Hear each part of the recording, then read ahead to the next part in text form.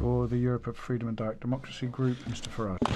I think under Rule 164 of our revered procedures, I am allowed to respond to the comments you made as President of the Parliament, some of them personally insulting. Maybe you have a bit of a problem with your temper. I will ignore the personal comments you've made about me, but I will say this. We do seem this morning to be struggling just a little bit with our history. To claim, Mr. Tajani, that the European Union brought about the downfall of Nazism and Soviet communism isn't only laughable, it is very ungracious and deeply insulting to the United States of America, who made massive sacrifices so that Europe could be free twice in the 20th century, and to a slightly lesser extent, the United Kingdom, as 30,000 British dead in Italy will attest. So, you can claim what you want for the European Union, but please do not rewrite history. Mr. Tusk, I want to thank you for confirming that it was Theresa May that asked for the one-year extension to a transition period. I also want to thank you for your recent offer, saying that if Britain wants a Canada Plus style trade deal, you are open to it. Indeed, it's what I've campaigned for 25 years. I've always thought this was a better approach between our country and the EU than the one we currently have. Now, every proposal, of course, seems to founder on this question of the Irish border, but given the slight state of panic that German industry is now getting itself into, and maybe that's not surprising because a WTO deal would lead to not just tariffs on German cars, but a weaker pound and probably a more competitive UK economy. So the time has come to look for answers. And the funny thing is, the answers are staring at us. Mr. Juncker, in the Irish Parliament not so long ago, made it very clear there were no circumstances under which the European Union would impose a border. Indeed, Mr. Varadkar, the Irish PM, not usually particularly helpful in the Brexit process, but even he has said, under no circumstances will there be a hard border.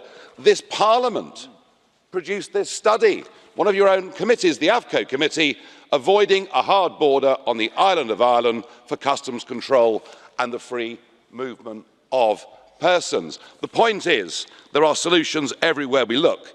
The idea that somehow this border is an impediment, frankly, is a red herring.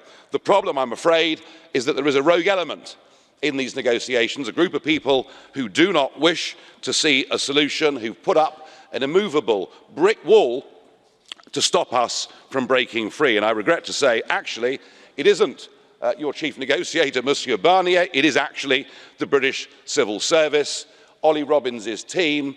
They signed up years ago to the European dream. They've been happy to take their orders from Brussels. They are now out to sabotage Brexit. They are indeed the enemy within.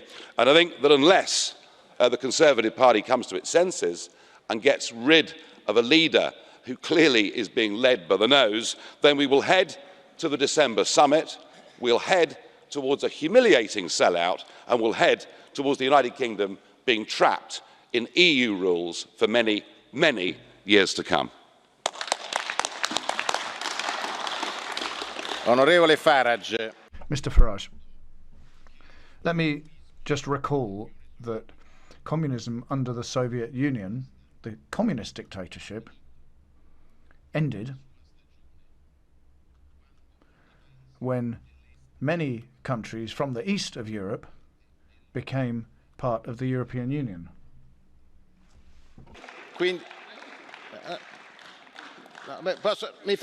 Let me finish, please.